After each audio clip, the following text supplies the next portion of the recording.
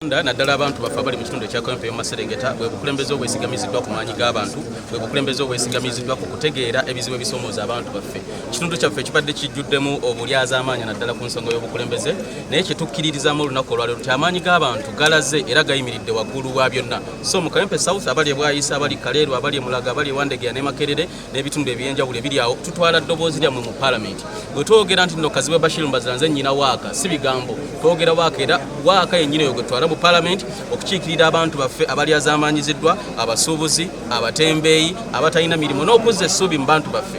Ekimu ku bizibu bye tulina mu ggwanga abantu baffe emitima gyamenyeka olw'abakulembeze abeenoonyeza ebyabwe, essuubi ne liba nga liweddewo. Naye mu nze mbaddewo bannayuganda nga bandaba nga ndi munnamawulire nga mbayiirawo omubiri nga nkola puroguramu ezirwanirira omuntu wa bulijjo. Zino ze nsonga zennyini kwe ŋŋenda okwesigama okugenda mu Parliament. Ebiruma abantu bye mbadde njogerako, ebiruma abantu b'e Kawempe bye mbadde mbalaga ku TV, njagala kubyogerako nga tuli mu Parliament kuba eri yennyini yewava amateeka aganyigiriza, yewava amateeka agalimu obulyazaamaanya. N'ekirala tulina okujjukiza bannayuganda kyakaluke tugendamu kakyawulantamu kakusalawo wakati w'okusigala mu mbeera enyigiriza abantu oba okgenda mu nsi ensuubize ejjudde essuubi nga Uganda bwe tugamba. Temwina experience ne weebuuza bo batandika batya, batandika nga ffe, so naffe katukiyingire kuba kati bo balina experience ate nga bingi ebibalemye balina bye bakoze for all this while naye ate bingi ebibalemye kati naffe ne twesobola ne tuyingirawo ng'abavubuka ne tugamba nti naffe tusobola okubyekwatiramu bino ebintu, tusobola okwekyusiza eggwanga lyattu embeera eterere kye tuliko wano leero. Leero tuguddewo essuula oba ntandise olugendo olupya okulaba nti tununula Lubaga South ebadde yadde emabega olw'ensonga z'obukulembeze.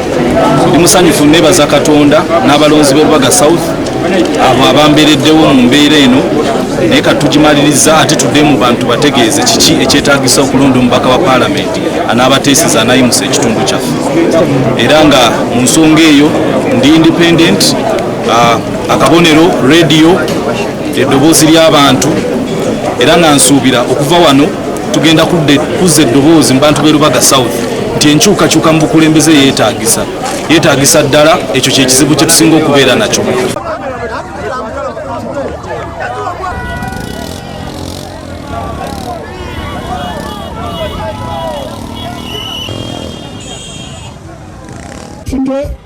Emotoka yammwe yeepiseeko tuli ku ddoboozi lya kira omukulu ddala bosse mu nyumba.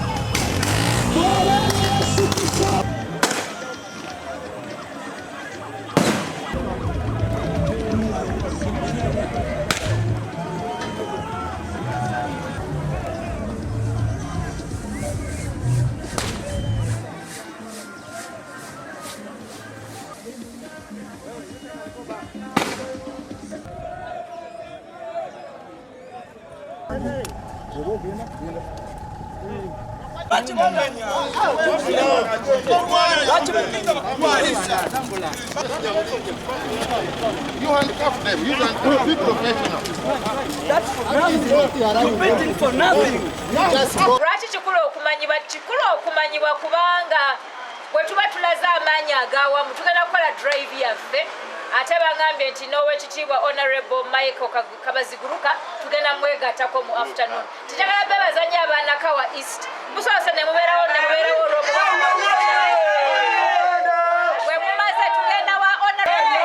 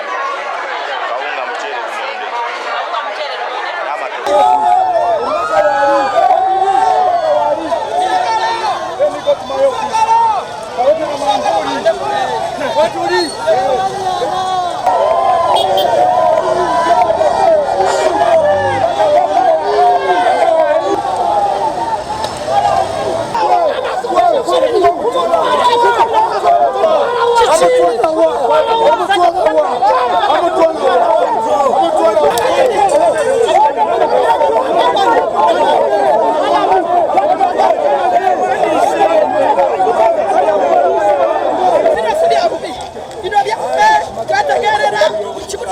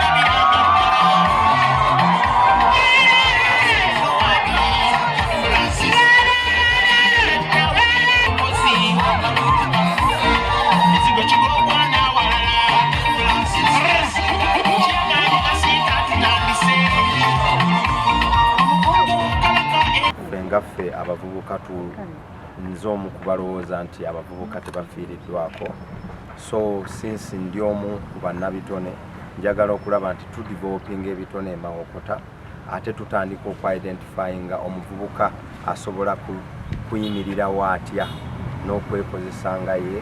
Ekirala ekibbattaka kingi wano ewaffe, since developments zigenda mu maaso abantu bangi basengulwa.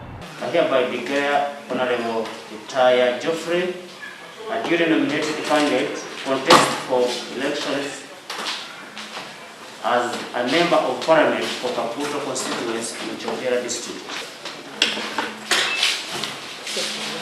Kakuto nsooka na byabulamu tuleme kubeera na bizimbe nga babiyita malwaliro ng'erinnya, wabula libeere nga ddwaliro lisobola okuwoneramu abantu.